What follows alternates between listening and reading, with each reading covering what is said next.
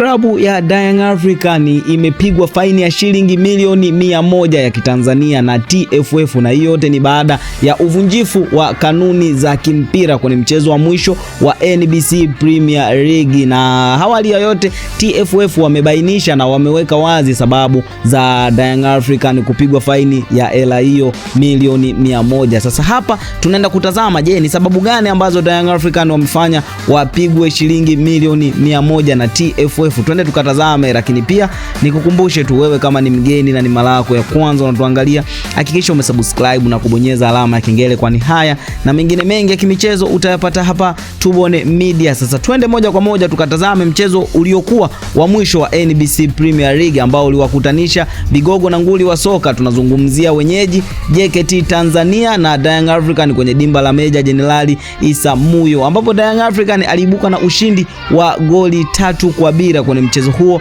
na matokeo hayo yaliifanya Young Africans kuibuka videdea wa ligi kuu ya NBC Premier League. Sasa baada ya kutamatika kwa mchezo huo, leo hii TFF wameitoza Young Africans shilingi milioni 100 kwa kosa la wachezaji na maofisa wake wa ufundi kutotumia chumba rasmi cha kuvalia kwenye uwanja wa Meja Jenerali Isamuhyo, Dar es Salaam.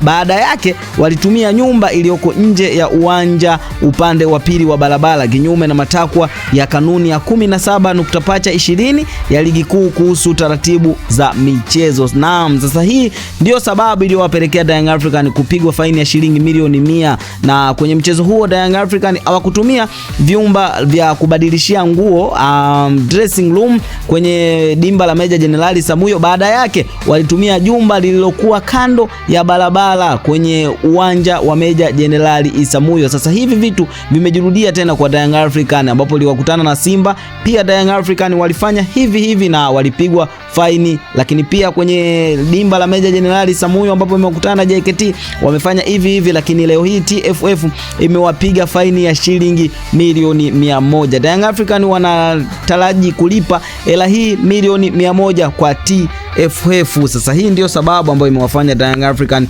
kupigwa faini ya shilingi milioni 1. Je, Young Africans watalipokea vipi hili na majibu gani yatatolewa kutoka kwenye klabu ya Young Africans? Watakubali hii faini au wana lolote la kujitetea? Endapo Young Africans wakitoa kauli, basi utakuwa mtu wa kwanza kupata taarifa kutoka kwetu. Ili usikose, hakikisha umesubscribe na kubonyeza alama ya kengele. Hii ni Tubone Media na mimi ni Tubone, hadi wakati mwingine. Bye bye.